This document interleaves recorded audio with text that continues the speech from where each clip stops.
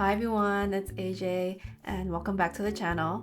I can't believe that we're already at the end of November. It's gotten so much more chilly this month and we actually had our first snow day here in Toronto around 2 weeks ago. Today is also coincidentally Black Friday and we just announced a site-wide sale of 25% off our entire shop from November 27th to December 1st. We just released some new items as part of our winter shop drop like magnetic bookmarks, gift labels and gift tags, planner sticker sheets, and more. So be sure to check those out. We only have one more month left in 2025, and I thought this video came at the perfect time for me to do a little recap of all the fountain pens and inks that I got this year, as well as share my current collection of pens and inks. I made a fountain pen basics video a little while ago, and I got some requests to make a part 2, and so for this video, I'll be covering a few more fountain pen basics, but we'll also be getting into fountain pen inks and how to choose what paper to use with them. I'll also be going through a comparison of different brands and types of inks, and I'll share some tips on how you can find inks that will pair well with your pens. Alright, so let's get started.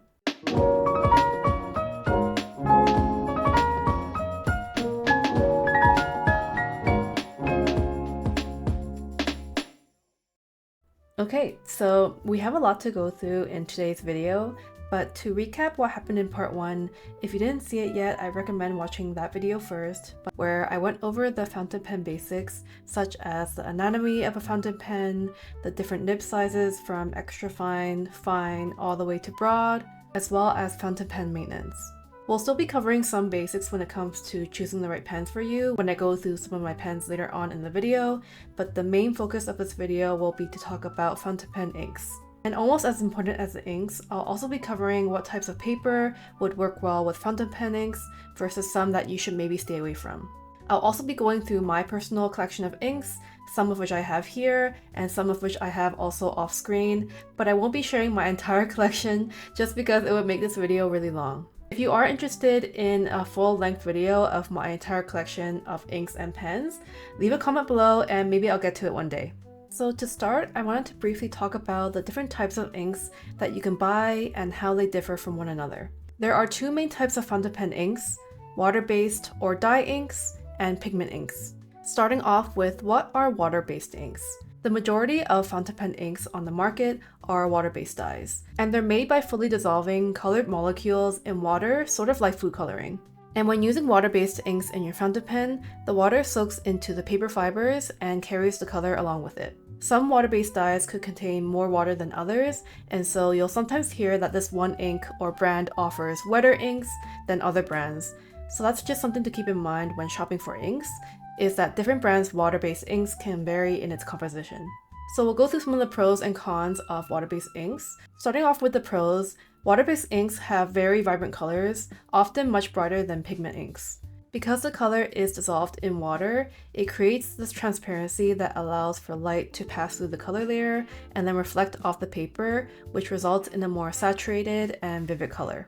These inks tend to flow much more smooth and wet in pens because of the water as well. You'll hear the term shading a lot when it comes to fountain pen inks, and what this means is that it shows a lot of variation from the light and the dark parts of the ink in the same stroke, and this sometimes resembles a kind of watercolor gradation effect. And then lastly, because the color particles are dissolved in the water, it's generally safe for any fountain pen and really easy to clean because it won't clog your pen. As for the cons, number 1 is that it's not waterproof. Water will smear or wash the ink out, and this has happened to me a lot where I've written a page in my journal and then I'll take a sip out of my water bottle and then accidentally a droplet will drip onto my page, and then in doing so will smudge several lines of ink. Some people like to do mixed media of watercolor with fountain pen ink, and so this would definitely not be the ink to choose when doing that because adding any water to water-based dyes will wash it out and will just smudge the whole page. Secondly, water-based dyes can feather or bleed more easily on cheaper paper because of the water content in the ink. It's more prone to spreading out in the fibers of the paper, and this also causes bleeding, which means the ink will seep through the entire page and will often show on the other side if you were to flip it over. Feathering means it basically makes the edges appear more blurry or fuzzy. And then third, water-based dyes fade more over time when exposed to too much light, but it can also degrade if it's not stored at the right temperature or humidity. So that's an overview of water-based inks, and next are pigment inks. So what is a pigment ink? Pigment inks use tiny solid particles of water, which are then suspended in water and then use the water as a carrier onto the paper. But unlike the water-based inks, the color particles don't sink into the paper, they instead sit on top of the paper. And when the water dries on the paper, the pigment actually remains and is held in place by the paper fibers. So some of the pros of pigment inks is that it's water resistant or waterproof. So it's really great for journaling, art, and mixed media cases like I mentioned before with watercoloring. Second, it's fade resistant, and so light won't easily damage the ink, and it's essentially permanent. And third, there's less bleed through on good paper because there is less absorption of the color into the paper. And then some of the cons for pigment inks is that they appear less vibrant than dye inks, and they often look more muted or matte. And this is because the color particles sit on top of the paper rather than sinking into the paper, and that affects how light interacts with the ink. As the ink makes a more opaque layer with the pigment ink, it can result in a more duller appearance when compared to water-based inks. There's less shading overall because it's just the color sitting on top of the paper, and it becomes sort of like a uniform layer of color, and so you won't see too much gradation, unlike the water-based inks, which blend with water to provide that gradation and shading on paper. Third, and this is probably the biggest con of pigment inks, is that they can clog pens more easily if left to dry inside. And so any pens that contain pigment inks need to be cleaned very, very often. This one is quite an annoying problem to deal with because when pigment inks are left in the pens for too long, the dried ink in the pen's feed and nib can be really hard to clean and flush out. And so for pigment inks, you need to make sure that you're cleaning them really frequently and thoroughly to make sure that the ink is not drying in them. And the fourth con is that they feel a little bit more drier in its flow. Compared to water-based inks, which run more wet due to the fact that the ink is being dissolved in the water, pigment inks are naturally more dry to write with since the color particles are separate from the water once put onto the paper. So that's a brief overview of the two main types of inks. There's also one more type of ink that I should mention, which is sort of an in-between dye and pigment ink in its characteristics, and those are shimmer inks. Shimmer inks use dye plus glitter particles, and so they behave more like pigment inks when it comes to maintenance, and so this means you have to clean your pen a lot more often. However, they do have the benefit of dye inks in that they show a really nice shading and gradation, but also sheen due to the sparkly, shimmery particles that are mixed within the dye. I have some examples of these three types of inks in my collection, and so I'll show those later on. And so that's a brief overview and comparison between those inks, and I made a quick comparison chart for your reference when you're thinking about what inks you'd want for your pens. So to close the section off, I think dye ink is great for everyday writing or when you want to use colorful inks and like to see the gradation. Pigment ink is great for when mixing with watercolor, when you want to use it when signing or writing in important documents, and also pigment inks are great to use on cheaper paper since it's less prone to bleeding. And so here's also a reference for the best times to use either types of ink. The majority of my collection are water-based inks just because they're much more easy to use on a day-to-day basis and because I like the variety of colors I can get them in, but I have been more curious about pigment inks since I do want to do more mixed media drawings with watercolor, and so I'll talk more through that once I show my collection. Aside from fountain pen inks, there are two types of inks that I want to talk about briefly, and those are calligraphy and India ink. And sometimes people can be confused if these are to be used in fountain pens, and the answer is they definitely should not be. Calligraphy and India ink are two types of inks that should not be used in fountain pens, as they use heavier pigment ink particles that are much larger than fountain pen pigment ink. India ink also contains shellac, which when dry forms a hard and waterproof coating, and so when it is dried inside a fountain pen feed, it turns solid and cannot be cleaned out, and this often permanently clogs or ruins the pen. Calligraphy ink also has similar properties to India ink and are definitely not meant to flow through a tiny feed like in fountain pens. And so these types of inks are designed for dip pens or brushes. I wanted to include this briefly in the video because when I was new to fountain pens and fountain pen inks, I thought that I could use calligraphy or India ink in my pen and it would just work fine. But luckily I didn't actually buy any calligraphy or India ink and try them in my fountain pens, but I thought it could be an easy mistake for anyone to make, and so I wanted to include it in this video and make sure you guys don't buy any of these types of inks for your fountain pens because you don't want to ruin any of your really nice pens. Okay, now that I touched briefly on that, Now I want to go into some of the proper storage methods for your inks, because proper storage will prolong the lifespan of your inks and also retain its vibrancy. So firstly, you want to make sure that you keep your inks out of direct sunlight and avoid using storage areas that are either too warm or too cold. When inks are exposed to sunlight, it causes them to fade more quickly over time. I like to store my inks in this little nightstand drawer that I have next to my desk, where they're never exposed to any light unless I open the drawer itself. You'll want to make sure that the bottles are sitting upright and the bottle caps are tightly closed, because this will prevent evaporation and mold contamination. And the answer is yes, your ink can definitely get moldy, and it will turn your ink into this slimy and clumpy substance, and it will also start to smell. But luckily this hasn't happened to me yet. It can also happen from cross-contamination from a dirty pen. Aside from storage, you'll want to make sure that when you're leaving the ink bottle open and exposed, that no dirt, dust, or debris falls inside, because this can also cause contamination.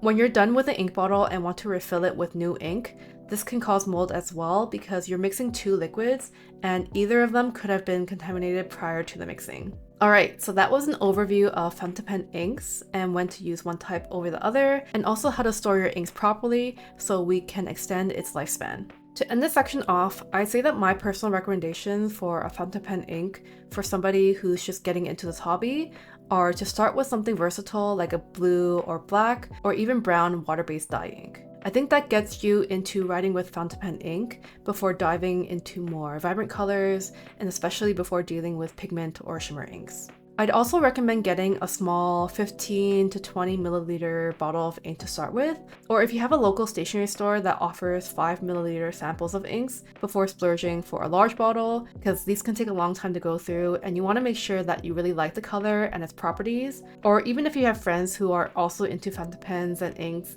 you can trade samples or share a bottle of ink as well. Next, I'll go through some of the types of papers that you can try with your fountain pen inks. I personally don't own a big selection of paper myself, as I like to just stick to a couple types, but I'll talk about why paper is very important and almost as important as the ink. So what makes fountain pen paper different than regular paper is that fountain pen paper is designed specifically to control how the ink is absorbed.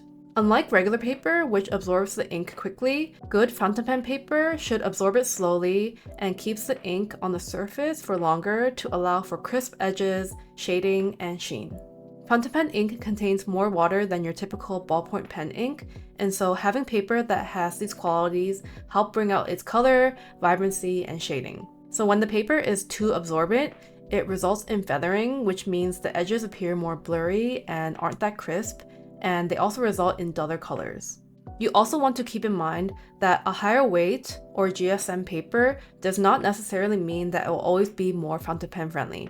For example, a more cheap 120 GSM copy paper can still bleed worse than an 80 GSM journal paper. Also, the smoothness of the paper can affect how the ink settles. If the paper is smooth, that means the fibers are tighter, and that helps with the slow drying. As for the type of paper that I personally enjoy using, I love Tomo River paper, and this is a paper that's used in Hobonichi's lineup of journals, and it's a popular choice in the fountain pen community because it's smooth and slow drying, and it shows great variation in shading and sheen. The paper is also very thin, and so it's ideal for people who are writing with fountain pens in their journals. Midori is also another popular choice for fountain pen users. However, I have personally not used it myself, but it is known for having a slight texture or tooth and for its warm-toned paper color. When I'm making swatches for my ink journal, I like to use Kokuyo's 64-gram paper, and it's also a popular choice for fountain pen users. It takes the ink really well and it doesn't show much bleed through, and it also shows really nice color, vibrancy, and shading.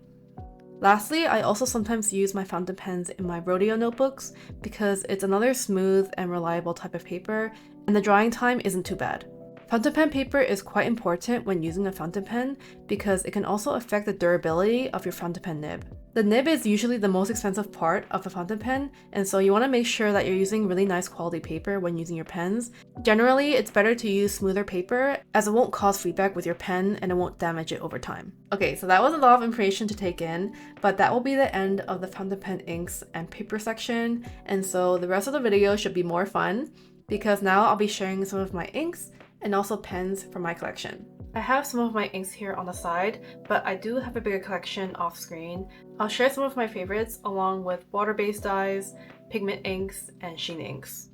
So first I'll share with you guys how I currently log all of my ink samples. So right now I use my personal size ring binder to catalog all of my inks and to store all of the ink swatches. And so I designed this insert to track details like the ink's name, the brand that it's from, and also the date that I'm swatching it. I think I might update this to include like where I got the ink in case I want to revisit that store and repurchase it, or other things like a rating system on how much I like this ink, how wet it is versus how dry it is. And so I might update this to include those details. But for now, I really like the system of having this little ink pot on the left where I put a little swatch of the ink. And so I try to keep all of the inks that are from the same brand on the same page or a couple of pages, just so they're all really neatly organized and I can just browse through them by the brand. And so on this brand, we have the Dominant Industry inks. And so I have 3 of the swatches here. And then for a different page, we have the Sailor inks. And so for these, I've included little writing samples, but it's just really nice to see from a glance how these inks compare to one another and how some of them are more vibrant versus more neutral, and just seeing how the family looks like together. And so I have quite a bit of Sailor inks, and you can really see the range of colors between these 2 pages, and also how vibrant some of the colors are, like this Sakura color. And then we have some diamond inks over here, and you can also see and compare the differences between the brands. So you can see the diamond is very pigmented and almost opaque like, because you can't really read the text that's here on the ink bottle, versus some of the Sailor inks you can kind of see right through to the word on the ink bottle right there. And so for these inserts, I use the Kyokuyo 64 brand paper that I mentioned before to log the swatches. So you can see that there is no bleed through on these pages, so that's really great for something like ink swatches because you don't want the color to be showing on the next page over. And so it's a really nice way to show all the inks, and I'm excited to fill this up more and just really make this feel like a full catalog of everything that I own. And so I'll be doing that very soon. I love documenting my inks because you really get a sense of the color range that you have in your collection, and also a sense of how dry or how wet the ink runs. So you can really pick and choose which ink to use with whatever pen that you're using at the time. So some of the ink brands that I own include these ones that I'll list up on the screen. And some of the favorite brands that I have include Pilot's Iroshizuku line. I really like Diamine ink, J Urban, and Sailor, to list some examples. So going through some of the inks that I have here on the side, starting with Diamine.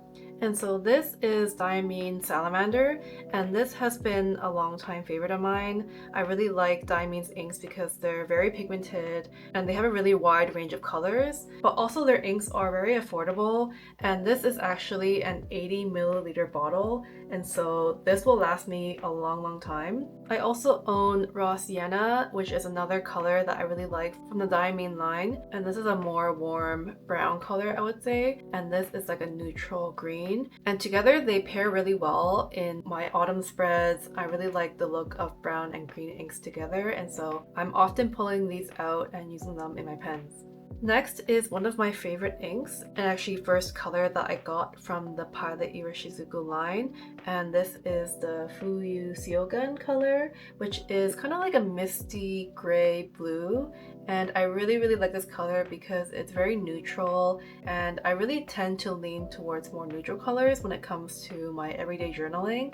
And this color is really nice. Compared to the other inks in the Iroshizuku line, this is probably the most neutral and subtle of all the colors, because I also do own other colors like Ajisai, and that one is a really vibrant blue purple. And so I definitely reserve using the Ajisai for more decorative headers, for example. And then I use my Fuyu Seogun or something like my Yamaguri for everyday writing. And so the Yamaguri is kind of like this like deep brown black. And so this one I like using a lot just because black is a really easy color to work with, and it's something I gravitate to using all the time. And so with the Pilot Iroshizuku line, I love the bottle design so much. it is quite big for what it is. So this is a 50 milliliter and this is 80 milliliter, and you can see this one definitely has a bigger footprint, horizontally at least. But I really do like the way they designed the bottle. It has this really nice feel to it when you hold it. And also you can see that there's this little divot that you see at the bottom here, and the point of this divot is so you can really get every last drop of the ink, because once it does run low, some of the bottles are just like flat at the bottom. And so I do like how thoughtful this bottle design is, because it has this little divot, and so when the ink flows into that little divot, you can still put your fountain pen in here and then get every last drop. So that's a very nice design detail, and I do really appreciate it. And so these bottles are one of my favorites amongst the bunch. And I forgot to mention, but Diamine and Pilot are both water-based dyes, but even though they are all water-based dyes, they're not exactly the same. And what that means is basically when you're writing with it in your fountain pen, you'll notice that your ink is running really smoothly out of your pen, versus another brand which may have a more dry ink. And so this means that the ink isn't coming out as fast, it maybe isn't writing as smooth. And so you'll really notice this when you are writing with an extra fine nib versus a broad nib. A broad nib will let in a little bit more ink than an extra fine nib. And so you'll notice when you're writing with a broad nib that the ink comes out really smoothly, versus an extra fine nib where the feed and the nib are much more narrow, and so you'll tend to get a more dry writing experience. And so that's just something to take into account, whether the ink is more dry versus wet, but also the type of nib that you're using, whether it's extra fine, fine, all the way up to broad. That could also impact your writing experience. And so you really want to find the pairing of inks that will suit what you're looking for. Next over here is one of my Sailor inks, and this is the Zare Gokuro color, and this is kind of like a deep bluish purple, and I really like this ink because I like the amount of shading and gradation that I get from using this ink. So you can really see more of the deeper violet hues, but then also go a little bit brighter into the more bluish hues. I also have a few other inks in this same collection, like Kyokuya, which is this kind of duller green color, and it's pretty similar to the Diamine Salamander ink that I showed before. But I think for an everyday writing experience, these ones are really easy to work with, and they suit a lot of my spreads. I really like how these bottles are smaller than the ones I showed before, just because they're a little bit easier to go through, and also they're more portable, so I can imagine bringing these along with me if I'm going on like a road trip versus a bigger bottle like one of these. And so that's also something to think about when you are buying inks, is that a lot of brands do offer different sizes of their inks. And so I tend to recommend people, instead of buying a bottle, to first try getting a small sample size of the ink that they're interested in. And if they end up liking it, they can upgrade to something like these between 15 to 20 milliliters. And then if they really like it, or they want to buy a big bottle and then share it with a friend, then I would recommend getting these size bottles. These really are the best value for your money because they last for so long and you get so much in these bottles. So these are two of Sailor's inks, but I also have one from their manual line. And this one is one that I shared in my May favorites earlier in this year. But this is the Sailor manual ink in the Sakura color. And so this one is a very vibrant orange red color, and you can see that it's actually pretty transparent in this bottle, and so I really like how it looks in this bottle as well because it really does show off the color of this ink. But this ink, compared to other inks that I have in my collection, is more light and transparent when you put it onto the paper. And the Sakura one on paper looks like a really light pinkish peach color, and so it really reminds me of Sakura's once I start writing with it. Because it is a more vibrant ink, I do really reserve it for more illustrative things or for a decorative title. And so I don't currently use this as an everyday ink, but I do really like bringing this out when I am looking to write a more bold header. Another example of an ink brand that I love is J. Erbin, and they have a lot of inks that I really like using. I own a few in my collection, but this is one of my favorites, and it's the Café des Îles color, which is this really nice warm chocolate brown. And a lot of the inks in the J Urban line are kind of different hues of brown. And so some of them are more pink versus some of them are more gray. I really like brown inks in general because they can come in so many different shades and warmths and temperature. It's such a comfortable color to use and it works with all of my spreads. It looks great with other colors as well. And so J Urban is one of the brands that I really like using because it offers so many different shades of brown. And also because a lot of my fountain pens are different colors of brown, I really like pairing my brown inks with my brown pens. And so those were some examples of water-based dye inks. So now I'll show one pigment ink that I have, and then we'll move on to the sheen inks. So this is actually the newest ink in my collection, and this ink is by the brand De Atramentis, and it's their document ink in the brown color. And this purchase was actually inspired by Sarah's video that she did a little while ago on waterproof fountain pen inks.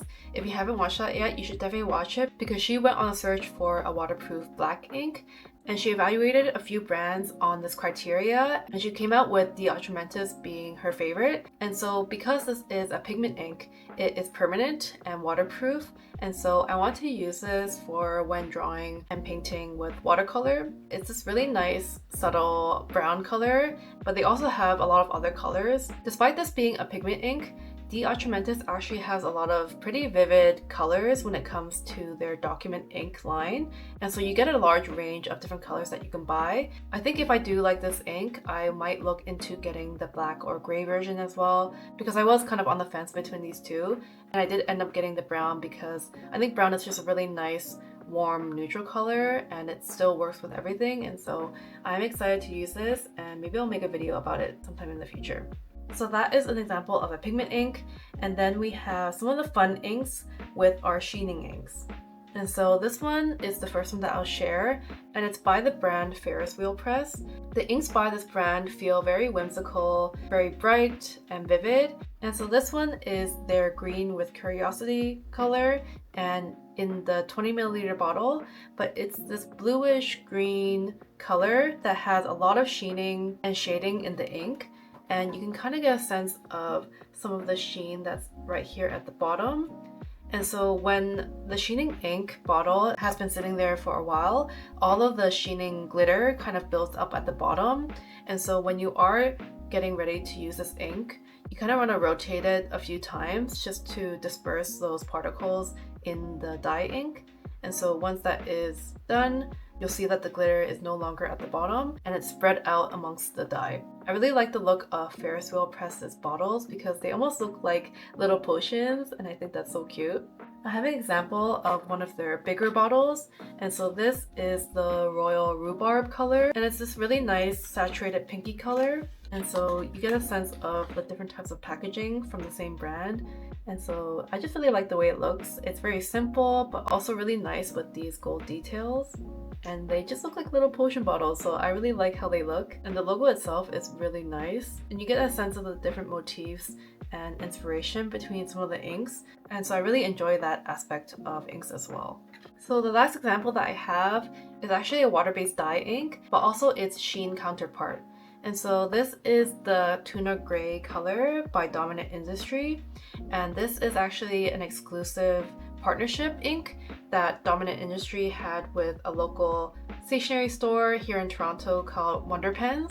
And so they created this color together called Tuna Gray, and it's this nice smoky kind of bluish cool gray, and I really like the color. And then they released a sheening ink of the same name, and so this ink contains some of the particles that I mentioned earlier, and it's this really nice silvery rainbow color. And so when it's dispersed in the ink, it has this really nice effect when it's put on the paper, so you can see some really nice gradation and shading from the ink. And so I only really use this with a dip pen or something that doesn't require it to be connected to a feed and a nib. I really like the sheening inks. However, they're not my most used inks because of its properties. I have some miscellaneous bottles over here of some inks that I've shared with Sarah as well. And I really like the practice of sharing inks just because it makes it easier and more cost efficient to share ink bottles. And so I have a few here. This one is Diamine Merlot, which is a really nice wine red. I really like this color a lot. And then we have Pelican Brown, which is kind of like this walnut brown color, which I really like. And then we have another diamine in their Earl Grey, and it's this really nice cool gray color. And then lastly, J Urban color, which is Cacao de Brazil. And it's this more duller grayish brown, which I really like as well. And so you can see, I really like collecting a lot of different inks just because it's so much fun to experiment and try different inks. And it makes it even more fun to share with friends as well. And so this last thing that I want to show is this ink storage solution that I have. And so this little case I have here was inspired by a design that I saw in the Wonder Pen store. And so this is designed to hold 10 sample vials like these. And so for these vials, I got them off of Amazon, and you can buy them in like a pack of 30, and so these last a long time. I use these to either give away samples or ask friends to trade me with some of their samples. And then with these, I like putting them in these holders, and so I can have them easily stored all in one place, but also to have the ink sit straight up and not sloshing around all the time. And so this holds 10 samples standing up like this, but you also see when you turn it around, it acts as a carrier for the inks. And so when I'm traveling with my inks and I want a more portable solution, I can take one of these vials and pop it right into one of these compartments. And so I 3D printed and modeled this organizer to perfectly fit these vials from Amazon. And so if I do get another brand of vial that is a different measurement, then I would have to redesign this. But I did design this in a way in that it's perfectly snug in here and it won't move. And so this can fit up to 5 vials, just like this. And it's just really satisfying seeing them all lined up in here. And so once they're in here, they're pretty snug. They should not fall out. But when I'm traveling with this little case of vials, I want to make sure that they're not going to fall out just because it can risk the inks spilling and ruining whatever bag I have it stored in. And so I like to use this rubber band. And this is designed with some grooves here on both sides, just so I can easily align this rubber band along the middle, just like that. And so now they definitely can't come out, even if I shook this really hard. And so that is my little solution for storing ink samples, whether that's at home like this and then having your 10 samples like this, or storing them and taking them on the road with you like this. And so yeah, that's my little solution for how I store my ink samples at home or take it on the go with me. So I wish I had more time to go through more of my inks, but like I mentioned before, if you do want to see a full-length, more in-depth video about my inks, I could make one in the future, so just let me know in the comments if that interests you. So those are some of the brands of inks that I currently own, and for your reference, I'll put a little chart up on the screen which will show all of the differences in the characteristics between different brands of inks. And so that will hopefully help you choose what types of inks that you would like to pair with your pens. Okay, so moving on to the last section of this video, which is my fountain pen collection. And so just like my fountain pen inks, I have some of my fountain pens here, but I do have some off screen, and I could do another video as well of my full fountain pen tour, but here are just some of the ones that I have and I've used more recently. The ones I have on this organizer are the ones that I use on a daily basis and are basically my main roster of pens. And then on here we have some of the pens that I have that are more beginner friendly that I wanted to share with you guys. So before we dive right into the pens, I do want to share with you guys some of the pens that I currently use as dip pens. And so the dip pens that I currently own, I use strictly for my sheening inks or to make those ink swatches that I shared with you guys earlier in my ink swatch journal. And so I have a few options that I have for dip pens, starting with this one. And this pen I got most recently, and it's by the brand E&M. And I picked this up from the stationery store Goods for the Study when I went to New York City. And it's in this really nice wood finish, but I really like how long it is and it feels good in my hand. I have yet to use this, but it does have a fairly thin nib. And so I am excited to start using this with my sheening inks because it is a more fine nib. I can actually imagine myself doing some writing with this and making some nice headers. And so that is the first dip pen that I have.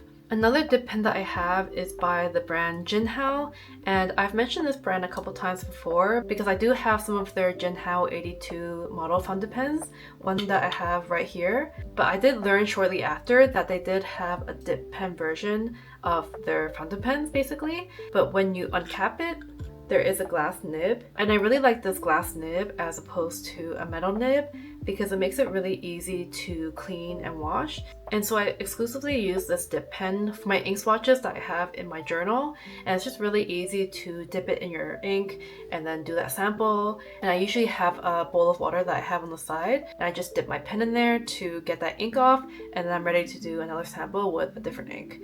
And so I really like this one because it's portable as well, because it has this cap that can protect the nib itself, and I can just pop this into my bag and bring it along with me. And I do also really like how it resembles some of those nicer sailor pens, and so this has become a big favorite of mine. I picked this pen up from AliExpress, just like I did my Jinhao 82s, and it's really affordable and it's a really nice pen. And then the last dip pen that I have is probably the most unique, and it's by the brand Sailor, and it's called their Hiroko dip pen. And it initially comes with one nib that's on the side in the packaging, but then you can actually buy the different nibs and then change them out based on the different nib that you want. And so I bought 4 of the nibs, and so you can see that some of them are more fine, like this one, and then they can change in width. So this one is more broad, and this one is their most broad.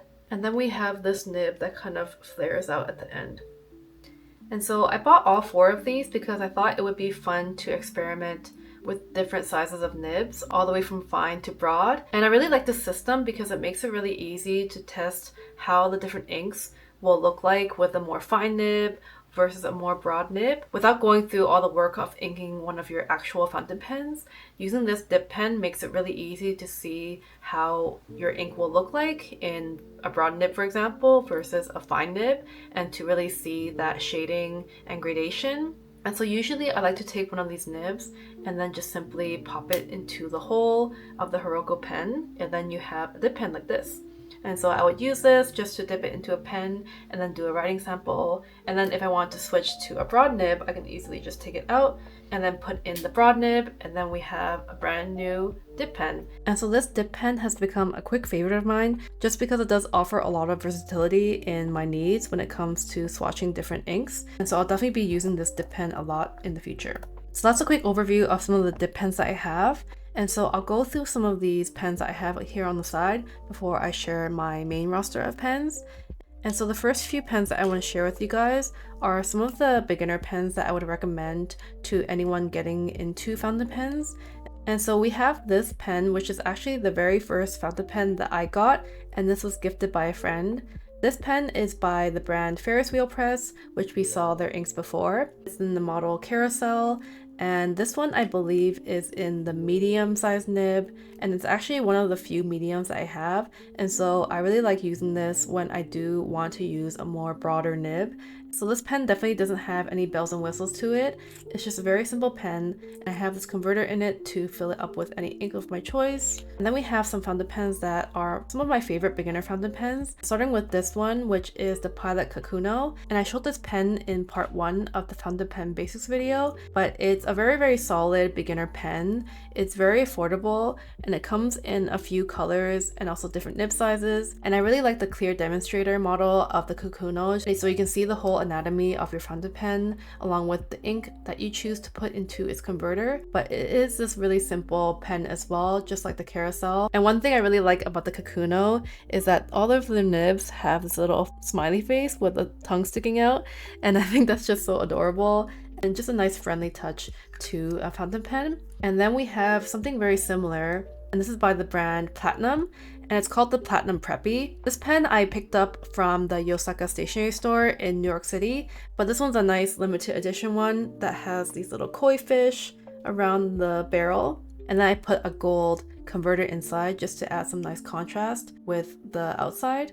But this pen is very inexpensive. I think I got it for under $10, but it's a really solid beginner friendly pen, and I recommend it to anyone who's getting into the hobby as well, just because it doesn't require a big commitment and spending a lot of money to be able to use a nice quality fountain pen.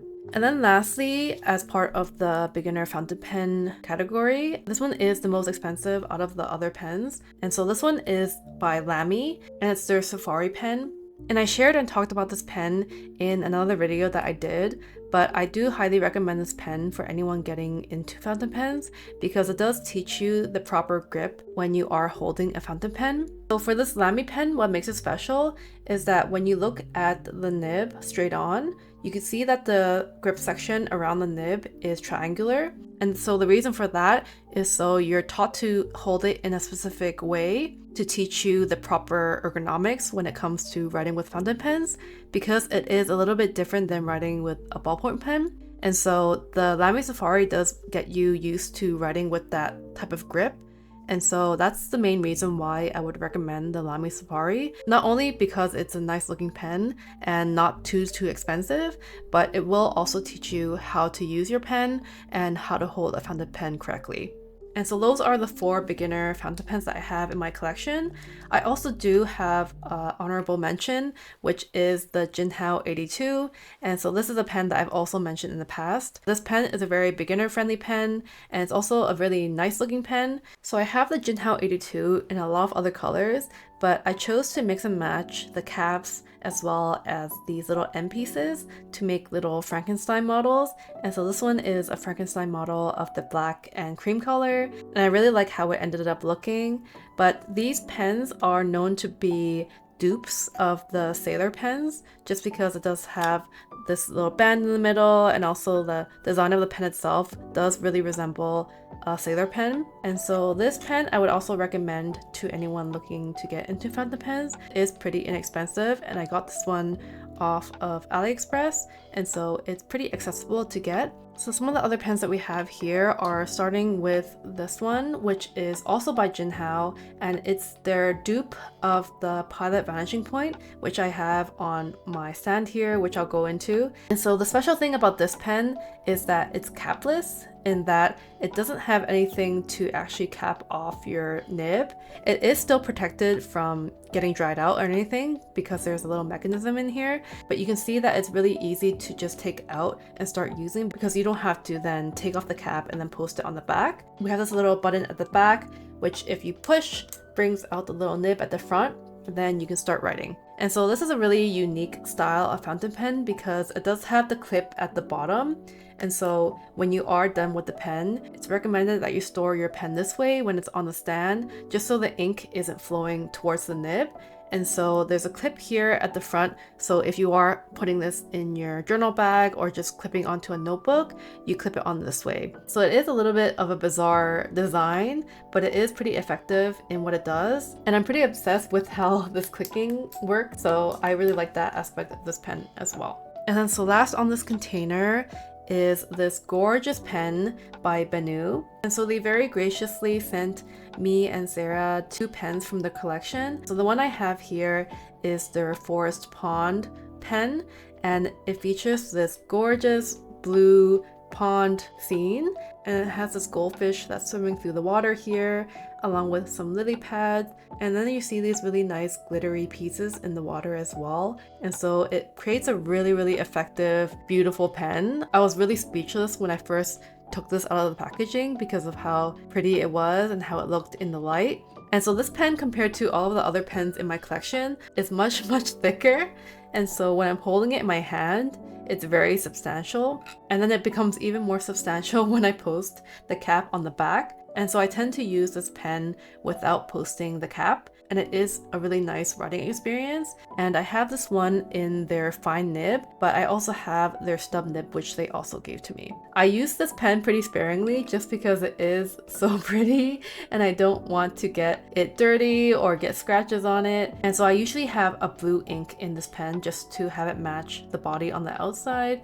And I use that to write some headers and then sometimes some journal entries as well. So thank you again to Benu for sending these to us, because the pens are absolutely gorgeous and just a pleasure to look at all the time. So these are the pens that I don't use all that often, just because I do really like the pens that I've grown to use the most and have kind of become my main roster of pens. And so these pens, like I said, I would recommend to anyone that's getting into fountain pens or getting used to writing with a fountain pen, and for anyone who doesn't really want to break the bank when it comes to buying their first pen.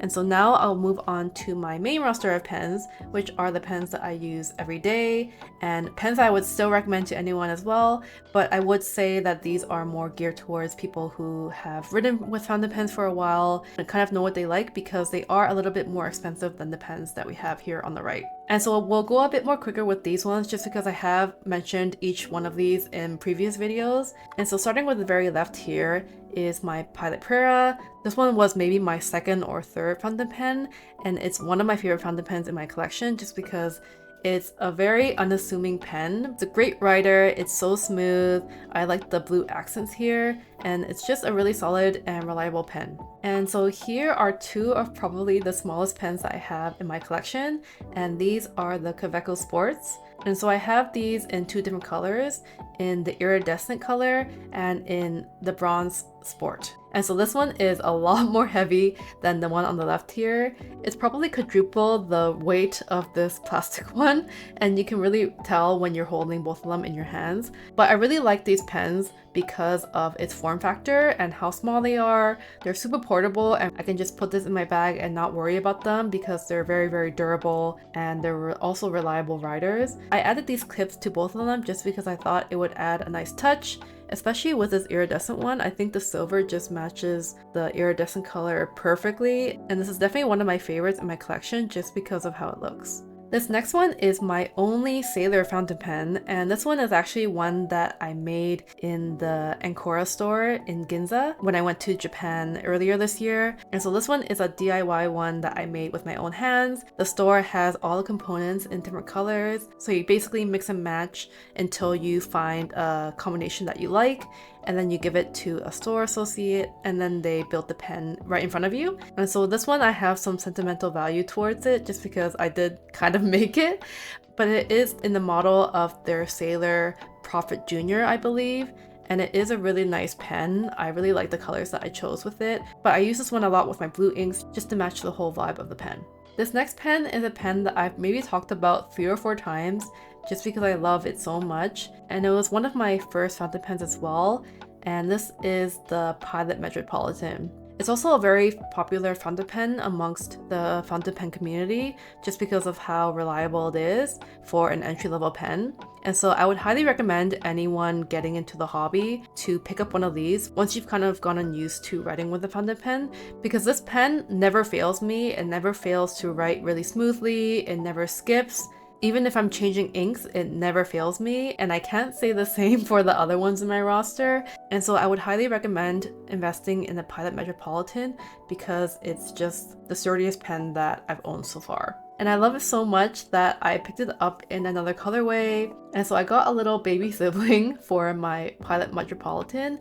And so this one is in the silver color and it has this little dotted pattern on the middle part, and I just love how it looks. It looks so minimal and clean. These pens look really great together because of the gold and silver coloring, and now I'm just so excited to use my new favorite fountain pen all over again. Moving on to the next pen in my collection, this is the Pilot Vanishing Point. And so this pen is the original inspiration behind the Jinhao pen that I showed earlier. These are both basically the same model of pen, but it features this little clicky button at the back, which will reveal the little nib at the front. And so these are the exact same mechanisms in both pens. And you can actually use a Pilot Vanishing Point nib in the Jinhao pen as well. And so they're completely interchangeable. And so this one I have in the extra fine nib, and it is a bit scratchy, but I do really like having a lot of feedback when I'm writing with the fountain pen. And so I tend to gravitate towards the fines and extra fines. Next are two fountain pens that are probably the most popular on the market, and these are the TWSBI Ecos. And so I have these in the cafe brown and the cream with the rose trim color. And so I've mentioned these two pens before a couple times in other videos, but I love them so much because they do differ a lot from the other fountain pens that I have in my collection, in that they are piston filled pens and they carry a lot of ink in here due to their basically built-in converter that you can see here. And so you just have to turn here to fill up your pen, and it goes all the way up to the back here.